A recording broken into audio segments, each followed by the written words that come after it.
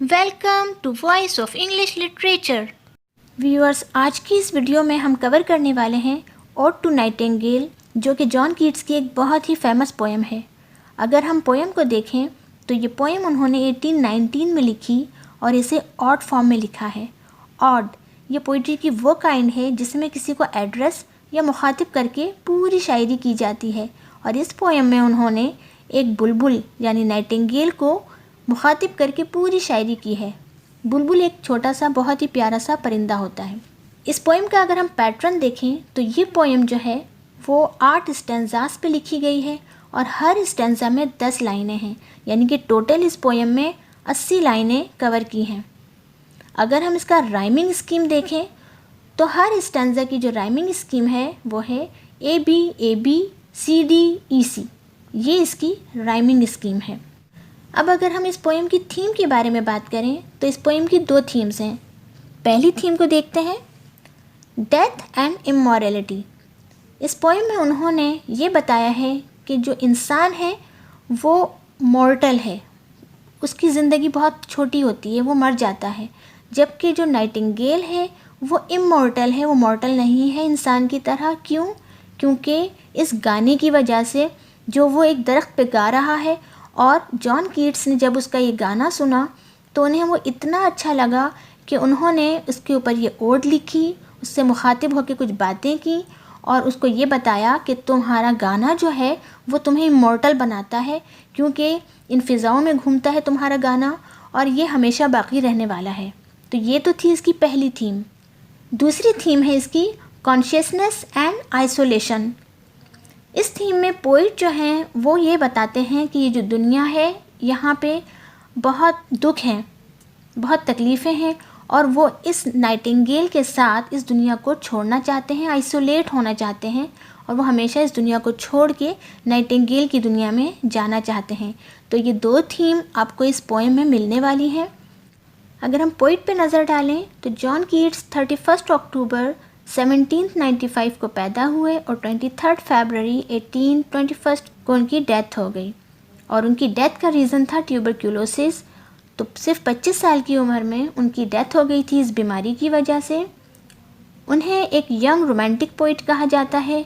उन्होंने बहुत सारी ओड्स लिखी हैं जो कि बहुत ज़्यादा फेमस हैं, जिनमें सबसे ज़्यादा ode to autumn, ode to Grecian urn, ode to nightingale etcetera बहुत सारी हैं जो कि फ़ेमस हैं। इसके बाद हम पोएम की तरफ चलते हैं। फर्स्ट स्टैंजा देखते हैं। My heart aches and a drowsy numbness pains my sense. वो क्या कहते हैं कि मेरा दिल जो है वो दुखता है और मुझे जो है एक ड्राउजी सा फील होता है, मतलब लॉस ऑफ सेंसेशन। नमनेस का मतलब भी यही होता है कि लॉस ऑफ सेंसेशन है और उनको एक पेन फील होता है, और मेरे सारे सेंसेस जो होते हैं वो डूब रहे होते हैं। एज दो of hemlock I had drunk. और मुझे ऐसा लगता है जैसे मैंने हेमलॉक नशे के पत्ते होते हैं, तो उन्हें लगता है कि वो उन्होंने पी लिया है, मतलब इतना वो ड्राउजी फील कर रहे हैं। Emptied some dull opiate to the drains. यहाँ वो कहते हैं कि मुझे खाली खाली सा महसूस हो रहा है और मैं बहुत डल हूँ, क्योंकि मुझे ऐसा लगता है कि मैंने ओपिएट किया हुआ है, नशा किया हुआ है। 1 minute passed and Leithward had sunk। अब Leithward का मतलब है जो ग्रीक का अंडरग्राउंड रिवर है, जिसका पानी पीने से ऐसा महसूस होता है कि कॉन्शियस जो है वो बिल्कुल गायब हो चुके हैं और इंसान डल हो गया है और वो बिल्कुल नशे में है। तो उन्हें ये लगता है कि ऐसा लगता है कि मैंने उस दरिया का पानी पिया हुआ है। It's not through envy of thy happy lot but being too happy in thine happiness. वो कहते हैं कि तुम ऐसा मत समझना बुलबुल कि मैं तुम्हें देख के जेलिस हो रहा हूँ। इनवे का मतलब जेलिस, बल्कि मैं तो तुम्हारी खुशी में बहुत खुश हूँ। अब ये पोएम चूँकि वो बुलबुल से मुखातिब करके कर रहे हैं, इसलिए यहाँ पे जितनी दफ़ा भी यू का वर्ड आए जो कि ओल्ड इंग्लिश में दाई या दाइन था, तो ये बुलबुल के लिए है। That thou light wing dryad of the trees in some melodious plot. Dryad जो है वो एक परिंदा है जो पेड़ों में रहता है और गाना गाता है। तो वो ये कहते हैं कि वो जो पत्तों में परिंदे हैं जो गाना गा रहे हैं इन सम मेलोडियस प्लॉट, और सारा माहौल उन्होंने कितना मेलोडियस, कितना म्यूज़िकल बना रखा है। Of beach and green and shadow numberless, और इस जगह पे जहाँ पे इतनी हरियाली है और इतना साया है, हद दर्जा हमें सिर्फ दरख्त ही दरख्त और शेडो नज़र आता है, वहाँ पे वो बुलबुल जो है वो कौन सा गाना गा रहा है? Singest of summer in full throated ease. तो वो कहते हैं कि वो एक गर्मी का गाना गा रहा है, क्योंकि आपको पता है कि वहाँ कितनी ज़्यादा ठंड पड़ती है, तो गर्मी का मौसम वहाँ के लिए बहुत अच्छा होता है। और ये जो बुलबुल है उसके गाने की थीम अकॉर्डिंग टू कीट्स एक गर्मी की थीम है, जो कि वो बहुत आसानी से फुल वॉइस में गा रहा है। तो ये स्टैंजा आई होप कि आपको क्लियर होगा। नेक्स्ट पे हम चलते हैं। O for draught of vintage that had been cooled a long age in the deep delved earth. अब ये विश करते हैं कि काश के मुझे कुछ घूंट मिल जाएं, किसके? विंटेज के। विंटेज जो है वो बहुत ही पुराने टाइप की एक शराब है। तो वो कहते हैं कि मुझे वो मिल जाए जो कि बिल्कुल ठंडी हो गई हो, यानी कि उसने इतना लंबा वक्त जो है ज़मीन के अंदर गुजार दिया हो। क्योंकि ये बात तो तय है ना कि जितनी पुरानी शराब होती है वो उतनी ही ज़्यादा मज़ेदार होती है। तो वो कहते हैं कि वो इतनी पुरानी हो गई हो कि ठंडी हो गई हो और उसके कुछ घूंट मुझे मिल जाएं। Tasting of Flora and the country green, dance and Provencal song and sunburnt mirth. अब यहाँ वो कहते हैं कि उसके अंदर जो टेस्ट आ गया हो वो फ्लोरा का आ गया हो, हरे हरे मुल्क का आ गया हो, और उसके अंदर एक मुझे मज़ा आए उस डांस का और उस गाने का, जो कि एक पोइटिक सॉन्ग होता है। प्रोवेंसल का मतलब होता है पोइटिक सॉन्ग, और उसके अंदर सूरज की जो गर्मी है वो भी शामिल हो गई हो। मतलब उस शराब में सारे ही टेस्ट जो हैं वो मर्ज हो गए हों और उसके कुछ घूंट मुझे मिलें। O for a beaker full of the warm south.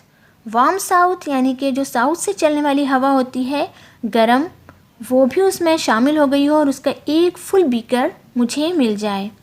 Full of the true the blushful हिपोक्रेन।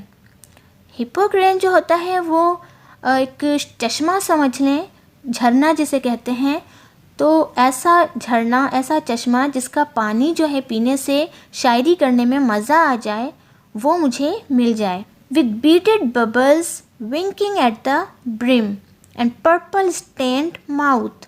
और जब मैं वो पीऊँ तो उसमें से बबल्स नज़र आएँ, और उन बबल्स की जो रोशनी है यानी कि वो मेरे लिप्स पे लग जाए, उनके जो है दाग समझ लें, स्टेन जो हैं वो मेरे लिप्स पे लग जाएं और वो पर्पल पर्पल से हो जाएं। That I might drink and leave the world unseen and with thee fade away into the forest dim।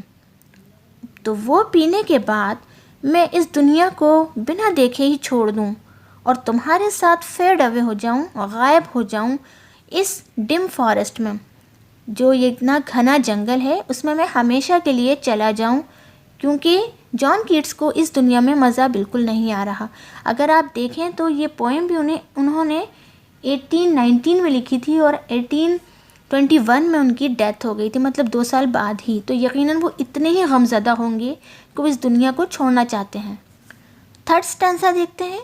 Fade far away dissolve and quite forget, कि मैं गायब हो जाऊं, तुम्हारे साथ यहाँ से हमेशा के लिए चला जाऊं और सब कुछ भूल जाऊं।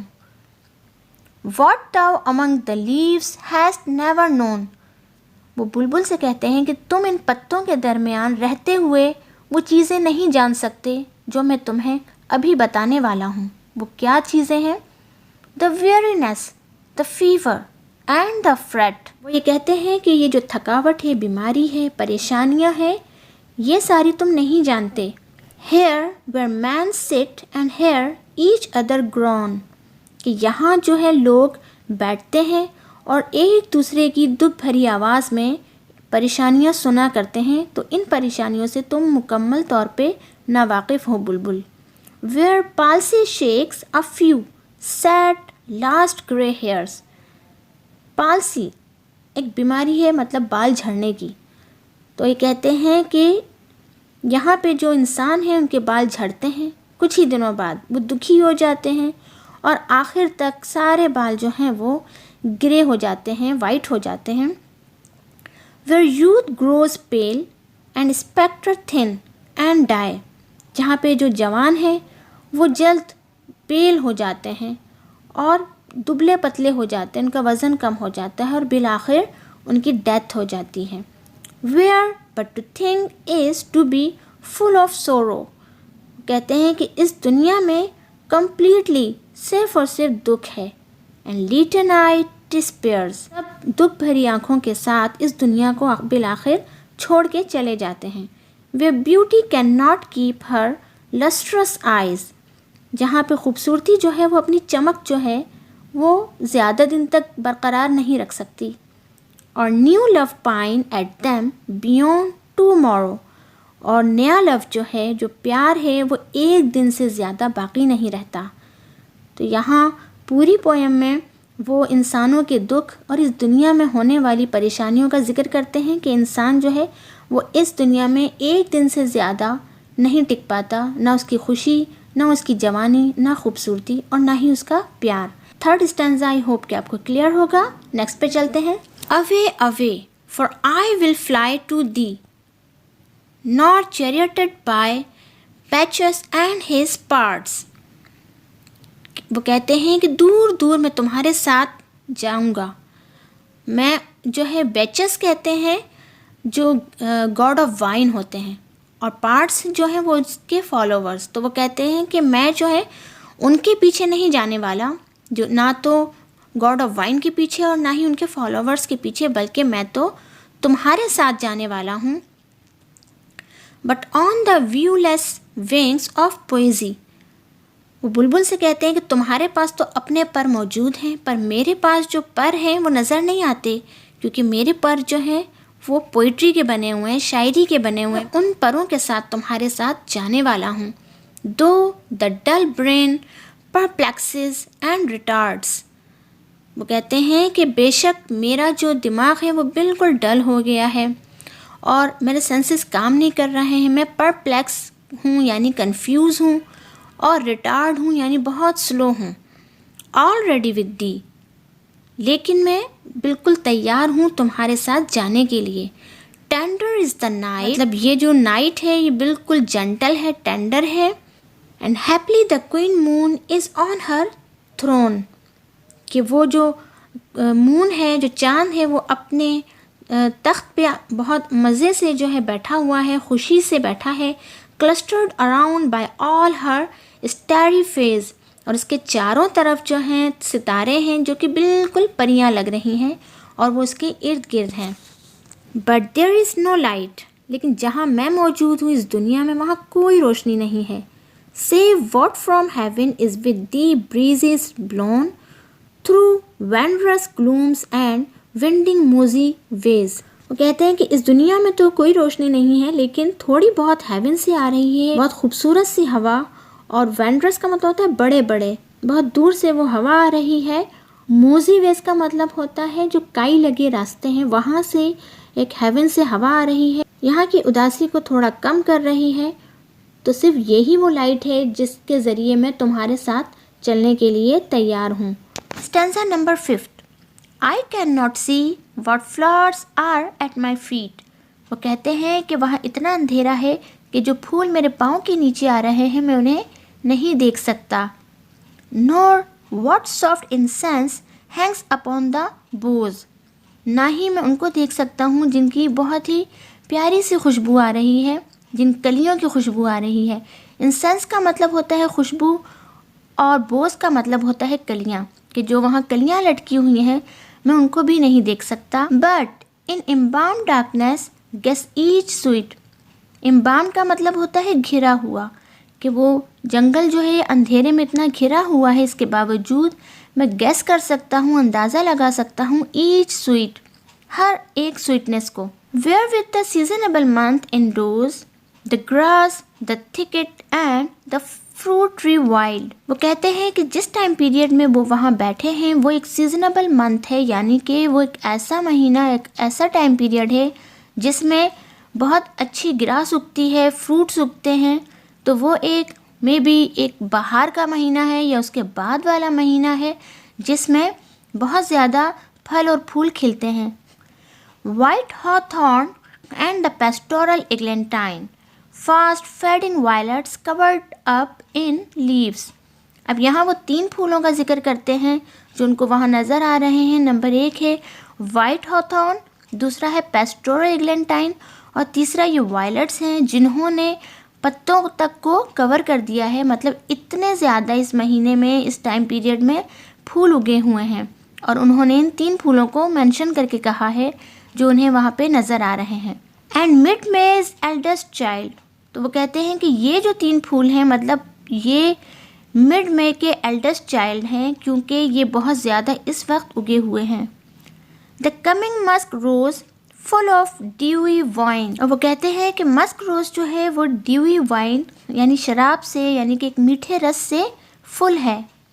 द मर्मरस हॉर्न of flies on summer eves, और जो शहद की मक्खियाँ हैं वो मरमर कर रही हैं यानी कि भिन भिन कर रही हैं, सारी जो है इस जगह पे मौजूद हैं क्योंकि वो गर्मियों के आने की दावत दे रही हैं कि गर्मियों का मौसम शुरू होने वाला है। तो यहाँ तक ये स्टैंजा है जिसमें उन्होंने इस मौसम को, जो गर्मी से पहले का मौसम है, उसको एक्सप्लेन किया है कि कितना फ्लावरिंग मौसम है और कितना खूबसूरत लग रहा है, जो इतना हरा भरा है। नेक्स्ट स्टैंजा पे चलते हैं। 6th, darkling I listen for many a time. अब वो इसी अंधेरे को, जो पिछले स्टैंजा में उन्होंने जिसको बताया था कि कितना अंधेरा है कि वो कुछ भी नहीं देख पा रहे, अब वो उससे मुखातिब होकर कहते हैं कि डार्कलिंग आई लिसन, कि मैं सुनता हूँ फॉर अ मैनी टाइम। अच्छा, क्या सुनते हैं वो काफ़ी टाइम से? I have been half in love with easeful death, कि जॉन कीट्स कहते हैं कि मैंने काफ़ी टाइम से अपने अंदर अपने दिल की आवाज़ें सुनी है कि मुझे एक आसान मौत से प्यार है। Called him soft names in many amused rhyme, और मैंने कई मर्तबा उस मौत को, यानी कि जो आसान मौत है, उसको अच्छी अच्छी राइमिंग से, उसको एक अच्छी अच्छी शायरी के साथ, अच्छे नामों के साथ उसको बुलाया है। To take into the air my quiet breath, वो कहते हैं कि मतलब मेरी जो सांस है वो आसानी से निकल जाए। Now more than ever seems it rich to die, वो कहते हैं कि ये जो टाइम है, जिस टाइम में मैं यहाँ खड़ा हूँ, मुझे ऐसा लगता है कि ये सबसे अच्छा वक्त है मरने के लिए। To cease upon the midnight with no pain, कि ये जो टाइम है आधी रात का, इसमें मैं बग़ैर किसी दर्द के आसानी से मर सकूँगा। While thou art pouring forth thy soul abroad in such an ecstasy, वो कहते हैं जबकि जो तुम्हारा गाना है, जो तुम्हारा ये आर्ट है, उसका आर्ट क्या है बुलबुल का, कि वो अपनी आवाज़ को खूबसूरती के साथ बिखेर रहा है पूरे जंगल में। तो वो कहते हैं कि तुम्हारा जो आर्ट है वो पूरे जंगल में एक एक्सटेसी का माहौल, यानी कि एक बहुत ही इमोशनल माहौल क्रिएट कर रहा है। Still wouldn't thou sing and I have ears in vain, वो कहते हैं कि अब जो तुम्हारा गाना है वो मेरे कान नहीं सुन पाएंगे क्योंकि मैं तो इस दुनिया से अब जाने लगा हूँ। To thy high requiem become a sod, वो कहते हैं कि तुम्हारा जो शौक चंचल गाना है, हाई रिक्वेम का मतलब बहुत ही शौक गीत, वो मेरे लिए सॉर्ट हो गया है। सॉर्ट का मतलब बेकार हो गया है क्योंकि वो अब इस दुनिया को छोड़ के जाना चाहते हैं और बुलबुल का गाना सिर्फ इस दुनिया के लोगों के लिए है। तो ये था 6th स्टैंजा। नेक्स्ट पे चलते हैं 7th, thou wast not born for death, immortal bird. अब वो उस बुलबुल से मुखातिब होकर कहते हैं कि तुम मरने के लिए पैदा नहीं हुए, ए लाफानी परिंदे। इमॉर्टल जो कभी नहीं मरता। नो हंग्री जनरेशन स्ट्रेट दी डाउन, और ये जो भूखी जनरेशन है ये तुम्हें कभी भी नीचा नहीं दिखा सकती। The voice I hear this passing night was heard, वो कहते हैं कि आज जो मैंने ये गाना सुना है जो इस रात में, गुजरती रात में मैं सुनता हूँ। In ancient days by emperors and clown. तो एक पुराने कदीम ज़माने में भी ये गाना तुम्हारा सुना जाता होगा, जो कि बादशाह सुनते होंगे, उनके क्लाउन सुनते होंगे। Perhaps the self same song that found a path through the sad heart of Ruth। वो कहते हैं कि शायद ये वही गाना है जो मैं भी सुन रहा हूँ, किसी ज़माने में रुत का दुखी दिल भी गाता होगा। अब ये रुत कौन है? रुत एक बिब्लिकल नेम है।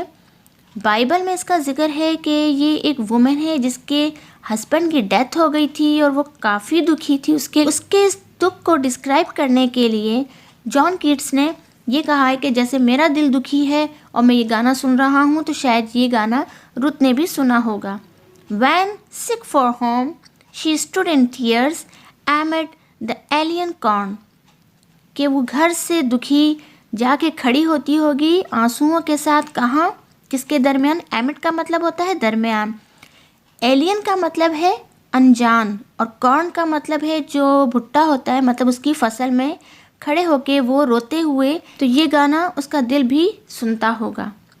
The same that of time hath charmed magic casements opening on the form of perilous seas in fairy lands of forlorn। वो कहते हैं ये वही सॉन्ग है जो कि केसमेंट खोलता होगा मैजिकल, जादुई उन जहाज़ों का जो कि ख़तरनाक, पेरिलियस का मतलब है ख़तरनाक समंदरों के ऊपर चलते थे, और जो फेरी लैंड थे दुखी और अफसरदा। फॉरलॉर्न का मतलब होता है दुखी, सैड, अफसरदा। तो वहाँ भी ये गाना सुना जाता होगा। तो यहाँ पे उन्होंने इस स्टैंजा में बुलबुल के इमॉर्टल गाने को बताया है कि तुम्हारा गाना एंशियंट टाइम से सुना जा रहा है और हर दुखी दिल तुम्हारा गाना ही सुनना पसंद करता है। तो ये तो था 7th स्टैंजा। नेक्स्ट पे चलते हैं। Forlorn the very word is like a bell. कि फॉरलॉर्न, यहाँ पे वो एक फॉरलॉर्न को यानी अपने दुखी और लोनली दिल को कहते हैं कि थोड़ा रुको। To toll me back from thee to my sole self. कि मुझे जो है अपने आप को जांचने दो। यहाँ पे वो थोड़ा सा ठहरते हैं। अब तक वो बहुत ज़्यादा महव थे बुलबुल के गाने पे, और अब वो सोचते हैं, अपने आप को रोक के कहते हैं, adieu the fancy can not cheat so well. Adieu का मतलब होता है गुड बाय। वो कहते हैं कि ये जो मेरी इमेजिनेशन है, जो अब तक मैं बुलबुल के गाने में इतना महव था, वो मुझे ज़्यादा देर तक चीट नहीं कर सकती, धोखा नहीं दे सकती। As she is fame to do deceiving elf. वो कहते हैं कि ये जो सारा इसका फैलाया हुआ इमेजिनेशन है इस बुलबुल के गाने का, वो मुझे डिसीव नहीं कर सकता। एडियू एडियू दाई प्लांटिव एंथम फेड्स। वो बुलबुल से कहते हैं गुड बाय, गुड बाय। तुम्हारा जो अब ये एंथम है, जो गाना है, अब ये फेड हो रहा है। Past the near meadows over the still stream up the hillside and now it's buried deep। अब वो खुद यहाँ से मूव कर रहे हैं या बुलबुल मूव कर रहा है, लेकिन अब ये गाना उनको जो है ज़्यादा नहीं सुनाई देता, वो फैड होना शुरू हो गया। वो कहते हैं कि मैं मीडोज से गुजर रहा हूँ, स्ट्रीम की आवाज़ आ रही है, और वो हिल पे चढ़ते हुए वो कहते हैं कि तुम्हारी जो आवाज़ है वो दफन हो रही है आहिस्ता आहिस्ता, कि मुझे नहीं आ रही है अब। In the next valley glades, और अब जो है मुझे काफ़ी दूर किसी दूसरी वैली से ये आवाज़ आ रही है। वॉज इट अ विजन और अ वेकिंग ड्रीम। अब वो अपने आप से पूछते हैं कि इतनी देर से जो मैं इस इमेजिनेशन में खोया था वो सच था या फिर मैं जागते हुए एक ख्वाब देख रहा था। Fled is that music, do I wake or sleep. वो कहते हैं कि वो जो म्यूज़िक था वो ख़त्म हो गया, तो क्या मैं जाग रहा था या फिर मैं सोया हुआ था। तो यहाँ पे जो पूरी इनकी ओड थी जो 8 लाइन्स पे, तो यहाँ जॉन कीट्स की 8 स्टैंजास ख़त्म होते हैं जो कि 80 लाइन्स पर थे, और इस पूरी पोएम में उन्होंने इमेजिनेशन को बहुत ज़्यादा ऊपर रखा, और लास्ट की लाइन्स में वो इमेजिनेशंस ख़त्म हो गई। और इस पोएम में आपने 2 थीम्स देखी होंगी कि फर्स्ट में वो बुलबुल को इमॉर्टल बर्ड कहते हैं और उसको पसंद करते हैं, जबकि इंसानों को मॉर्टल कहते हैं। जबकि दूसरी में वो आइसोलेट होना चाहते हैं बुलबुल के साथ, और उसके बाद लास्ट में उनकी इमेजिनेशन ख़त्म हो जाती है। तो आई होप फ्रेंड्स कि आपको ये पूरी पोएम अच्छी तरह से एक्सप्लेन हो गई होगी और आगे आप इसकी अच्छे तरीके से समरी भी लिख सकते हैं और जितने भी स्टैंजाज हैं उसके 1 बाय 1 आप एक्सप्लेनेशंस भी लिख सकते हैं। Thank you so much. Video अगर पसंद आई और समझ आई तो इस वीडियो को सब्सक्राइब कीजिए, लाइक शेयर एंड कमेंट्स कीजिए। Thank you so much.